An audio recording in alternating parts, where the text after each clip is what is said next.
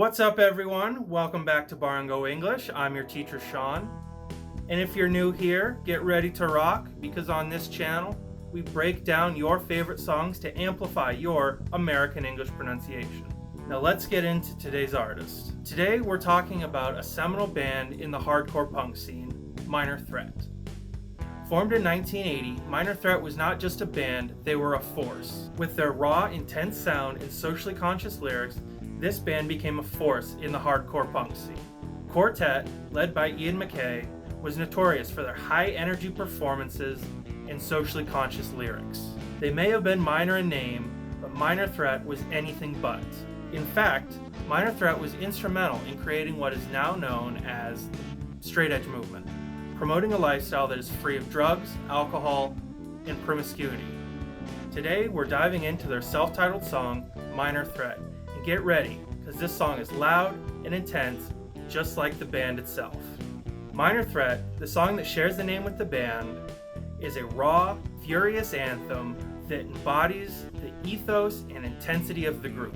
Released in 1981 as part of their debut EP, Minor Threat might have a short duration, but it still packs a punch with its quick tempo, thrashing guitars, and Ian's aggressive vocals. The lyrics convey a sense of anger, rebellion, and frustration, reflective of the band's outspoken stance on societal norms and pressures. Minor Threat confronts the listener with a hard-hitting message, an unapologetic declaration of identity. Now let's dive into this iconic punk rock anthem and look at its linguistic complexities.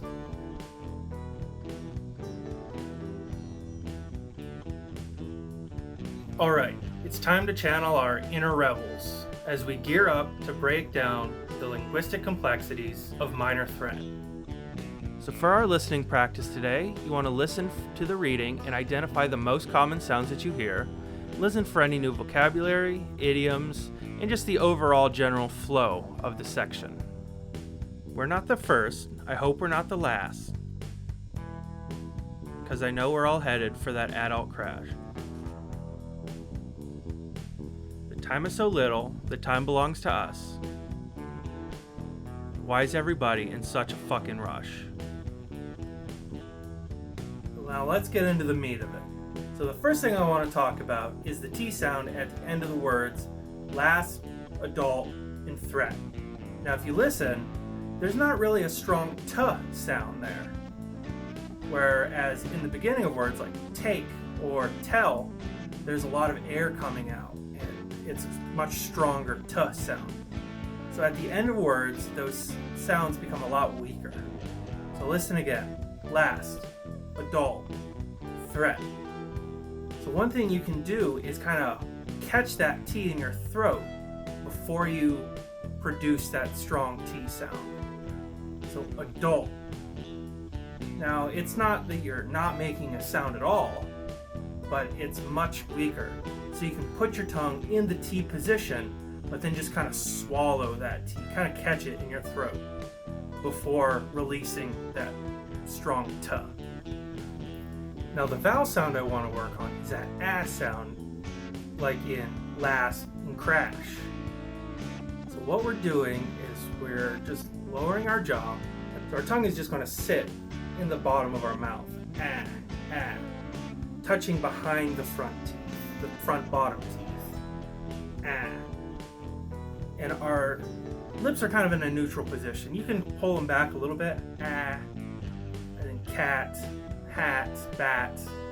Or you can leave them in a neutral position. Hat, cat, bat, last, crash. Now be careful that you don't mix this with the eh sound.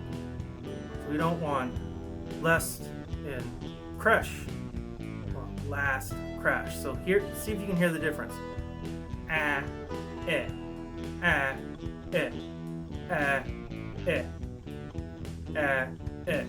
It's very similar, but on that eh sound, our jaw is a little bit closed and the sound's produced a little bit further back. Ah, eh. Now that we've listened to and practiced the lyrics, it's time for a different groove. That's right, I'm talking about the rhythm challenge.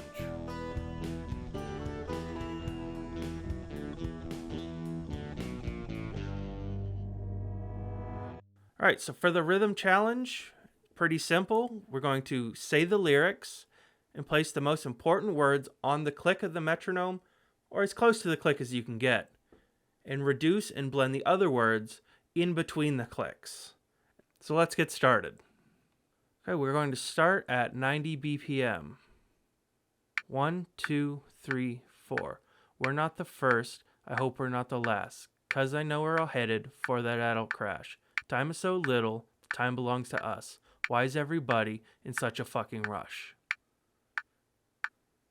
Okay, next is 95 BPM. 1, 2, 3, 4. We're not the first, I hope we're not the last, 'cause I know we're headed for that adult crash. Time is so little, the time belongs to us. Why is everybody in such a fucking rush? Our final tempo is going to be a speedy 100 BPM. 1, 2, 3, 4. We're not the first, I hope we're not the last, 'cause I know we're headed for that adult crash. The time is so little, the time belongs to us. Why is everybody in such a fucking rush? So how was it? Do you feel more rebellious? Do you want to give the finger to societal expectations? Let me know in the comments below. And don't forget to like, subscribe, and ring the notification bell to join our English Jam session and never miss a video. But don't leave just yet because we still have a quick quiz coming up.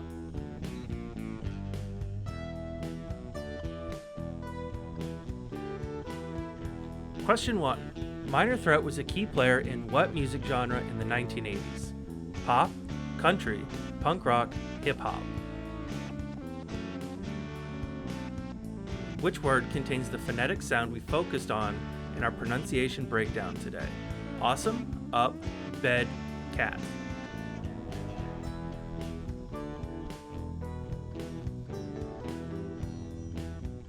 The title Minor Threat is a play on words. Can you explain why and give another example of a phrase that could have a similar double meaning? Write your thoughts in the comments below.